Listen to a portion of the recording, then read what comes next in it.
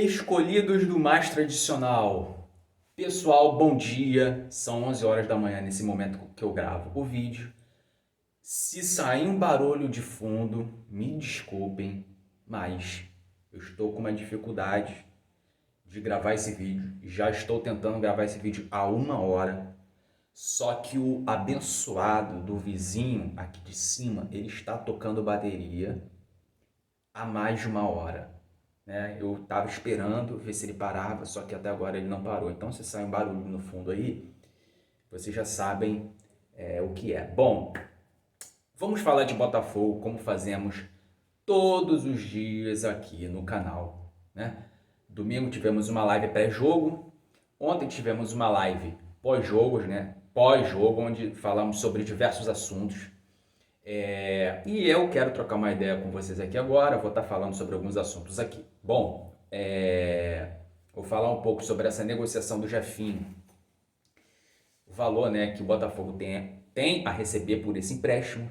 Eu vou falar também sobre uma reclamação interna da diretoria do Fluminense acerca daquela zoação que o Botafogo fez ali,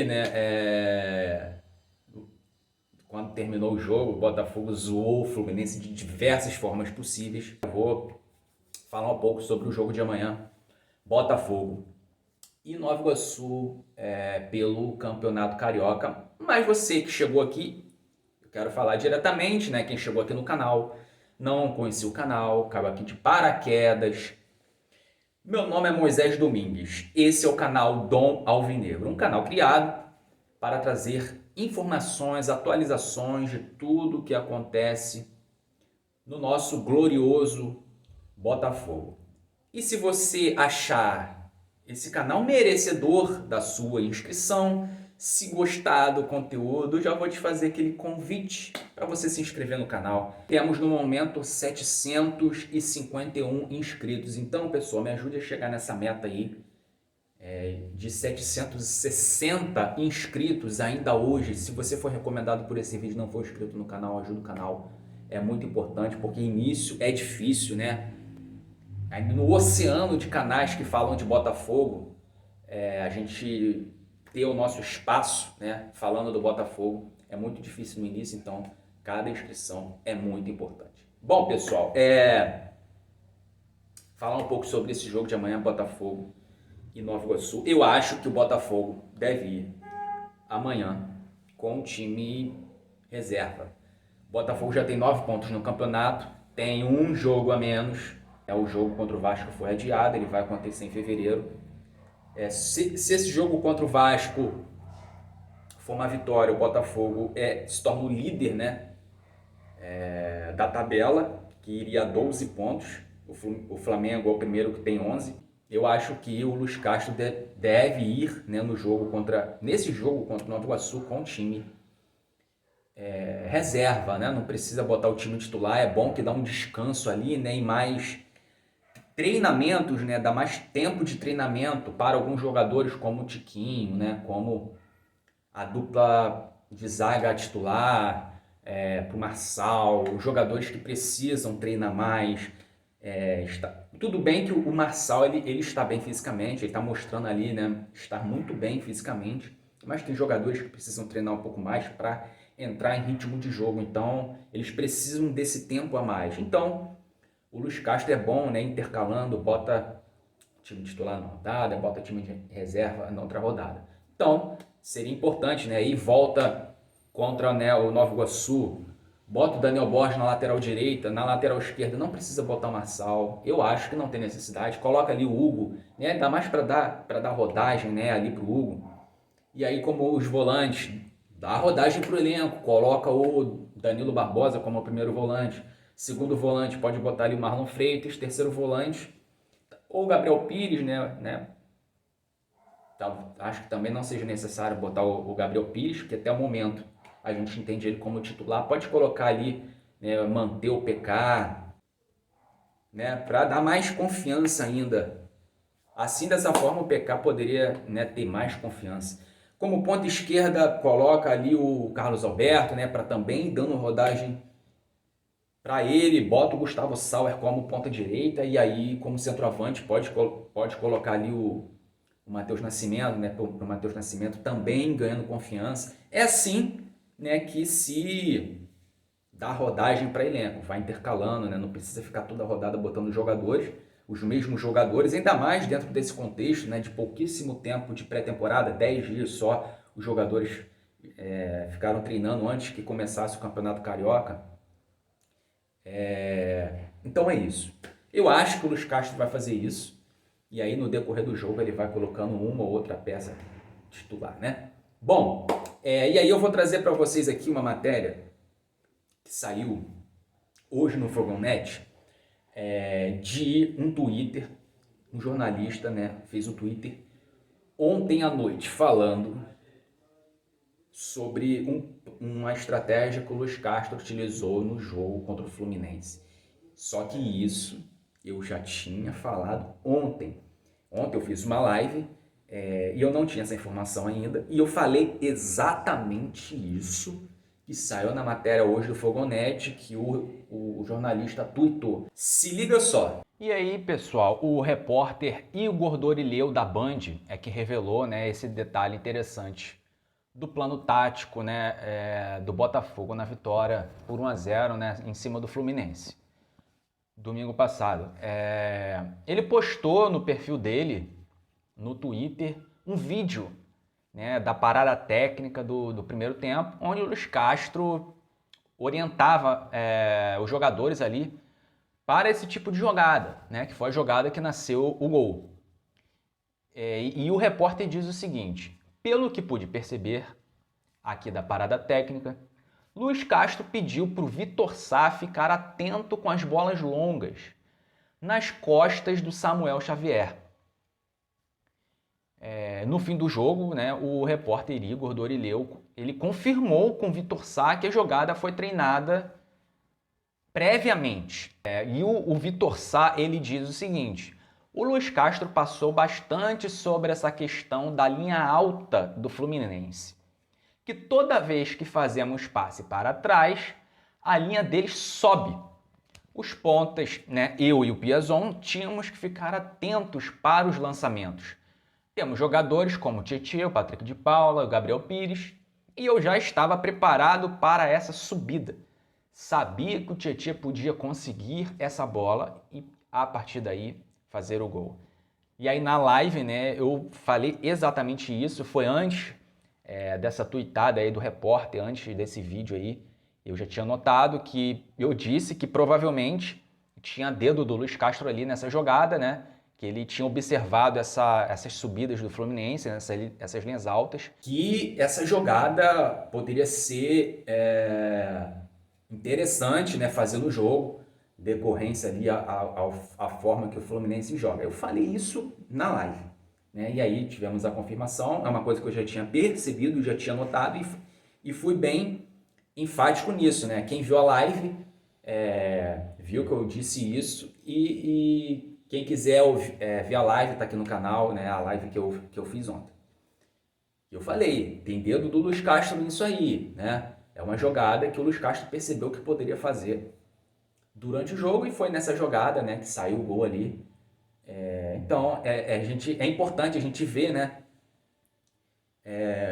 que o Luiz Castro ele tá dando uma cara ao time, que o Luiz Castro está fazendo leitura de jogo, né, que ele está fazendo ali jogadas, ele está dando orientações aos jogadores de acordo com o adversário, né, em como o adversário joga. Então, é um ponto positivo o Luiz Castro, ele está percebendo coisas durante os jogos e isso é muito importante. Eu falei também ontem que eu vi muita evolução na parte defensiva do Botafogo, né, que a zaga do Botafogo estava muito bem postada, os volantes também estavam dando uma boa proteção ali aos zagueiros, né, então a gente evoluiu, a gente já viu uma evolução boa na parte defensiva do Botafogo, né, ainda mais se tratando de Fluminense, que é um time que ataca muito bem, chega com muita facilidade na área adversária, né? Eles têm ali um toque de bola muito bom. Então a gente viu, né, assim, uma evolução grande aí na parte defensiva do time do Botafogo. E aí a gente gosta de ver isso, né? Dedo do técnico, né? Inteligência, a sacada do treinador, que foi o que o Luiz Castro teve nesse jogo. Isso é muito importante para quem diz aí que o Luiz Castro é totalmente engessado, né? A gente vê também uma evolução na parte defensiva do Botafogo, eu também notei isso. O Botafogo foi muito bem defensivamente nesse jogo contra o Fluminense. A zaga estava muito bem postada, anulou praticamente todas as jogadas do Fluminense. Os volantes estão também fazendo uma boa proteção à zaga, né? Não está tendo aquele grande espaço entre as linhas. Então o Botafogo está se postando muito bem na defesa. Não significa que o Botafogo está jogando só no contra-ataque. Isso passa pela forma que o Fluminense joga, né? O Fluminense tem um bom toque de bola, chega com muita facilidade na área adversária. Não é à toa, foi terceiro colocado, né, no Campeonato Brasileiro do ano passado. Então eles têm essa facilidade, é um time perigoso, né, que tem uma variedade muito grande de jogadas. E ainda assim, eles não tiveram tanto sucesso, que eles tiveram poucas chances de gol, né, durante o jogo. Só que a forma que o Fluminense joga obriga ao time adversário ficar um pouco mais retraído atrás. Porque o Fluminense ele tem muita posse de bola, né? Então, o time que souber aproveitar bem os contra-ataques, como foi o Botafogo, pode se dar muito bem em cima do Fluminense. O Luiz Castro viu isso, então, total mérito para ele. Bom, pessoal, e aí, falando sobre essa polêmica, né, que surgiu aí, já tiveram comentaristas criticando o Botafogo pelas postagens, né, pela zoeira ao Fluminense, né, quando terminou o jogo, o Botafogo venceu. O Botafogo fez ali alusão, através de publicações, aos rebaixamentos do Fluminense, né, ao fato do Fluminense ter caído para a Série C, ao tapetão, né, a virada de mesa que o Fluminense pulou da Série C para a Série A, né, o fato também do Fluminense não ter título internacional. Então o Botafogo fez ali uma série de zoações ali. Isso causou um pouco de insatisfação. Comentaristas que disseram que o Botafogo ultrapassou os limites, e também uma parte ali da cúpula do Fluminense, né, da diretoria, não gostaram, se sentiram incomodados com essa zoação do Fluminense. Só que, cara, não gostou que coma menos. A gente não pode esquecer que ano passado, quando o Fluminense venceu o Botafogo, o Fluminense fez ali umas postagens, né, falando da vitória em inglês, né, fazendo alusão ao John Textor. Então, já fizeram uma provocação. E ninguém falou nada. A torcida do Fluminense também, sempre quando pode, gosta de esculachar o Botafogo. Botaram lá uma faixa, né, ano passado, escrito "Seu destino é fracassar", né? A torcida do Fluminense colocou lá no estádio Newton Santos, quando eles venceram o Botafogo ano passado. Só que eu não vi ninguém também falando nada. Só que quando é o Botafogo, aí não pode, aí ultrapassou o limite, aí, né, falam que algumas coisas não precisam ser assim. E sempre quando o Fluminense pode, ele prejudica o Botafogo sempre, né? Aí se alia o Flamengo, né, e fica ali comendo na mão do Flamengo na questão do Maracanã, né? Fez questão ali de receber aquela cota maior, né, do que receberia se o Botafogo e o Vasco tivessem aceitado os termos da FERJ. Se o Botafogo recebesse aquele valor da FERJ, o Fluminense receberia menos. E como o Botafogo e o Vasco não aceitaram, o Fluminense recebeu ali na casa dos 17, 18 milhões e se beneficiou, né, ficou do lado do Flamengo, como sempre faz. Então, meu amigo, não gostou, aceita que dói menos, e quando tiver o próximo jogo, o próximo clássico, vence o jogo e aí devolve a provocação. Pronto, é assim. Não vai ficar de mimimi uma hora dessa?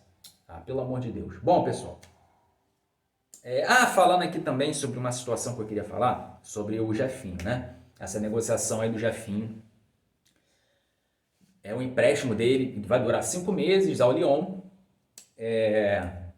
e aí tem valores envolvidos, né? Dos 27 milhões e meio, que é o valor do empréstimo do Jefinho, né? A compensação que o Botafogo vai receber. O Botafogo só vai receber 60% desse valor, né? Porque os direitos econômicos do Jefinho, 60% pertence ao Botafogo, 40% pertence ao Resende. Então, no empréstimo também está incluído, né, esses termos dos direitos econômicos, apesar de ser um empréstimo. O Rezende também vai ter direito, né? Assim como se fosse uma venda. Se o Botafogo vender o Jefinho, o Botafogo vai ficar com 60% e o Rezende 40%. Tá? E assim também será feito no empréstimo. Então, o Botafogo vai receber 16 milhões e meio pelo empréstimo e o Rezende 11 milhões. E aí o empréstimo vai ser de 5 meses. Se o Lyon gostar do Jefinho, então o Lyon vai comprar, né, o Jefinho pelo valor de 10 milhões de euros, né, que totaliza 55 milhões de reais. E em caso de venda, né, caso o Lyon compre ele, o Botafogo vai ter 60% desse valor e o Rezende 40% desse valor. Bom, e aí né, gerou toda uma polêmica. Eu particularmente não gostei desse empréstimo do Jefinho para o Lyon. Eu acho que não pegou legal, né? No momento em que o Jefinho ele era um dos principais jogadores do Botafogo. E aí tem essa negociação aí, né? Mesmo que seja só 5 meses. E aí acontece do Jefinho não ir bem no Lyon. E aí o cara vai ser desvalorizado, vai voltar para o Botafogo. E aí como é que vai ser o empenho dele? Como é que ele vai atuar, né? Se voltar para o Botafogo, caso ele não jogue bem. Porque eu particularmente acho que o Jefinho ainda não está pronto. Ele ainda não está maduro o suficiente para jogar num time grande da Europa, né? Essa é a minha opinião. Então isso corre risco de acontecer.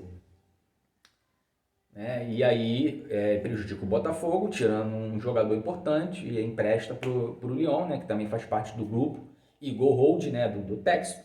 Não pegou bem, não gostei, mesmo que tenha valores envolvidos, e é uma coisa que o Botafogo nega. O Botafogo está negando que tenha esse valor em negociação. E aí o GE diz uma coisa, né, os setoristas dizem uma coisa e o Botafogo diz outra. Será que o Botafogo está negando por causa dessa situação aí do dinheiro estar bloqueado?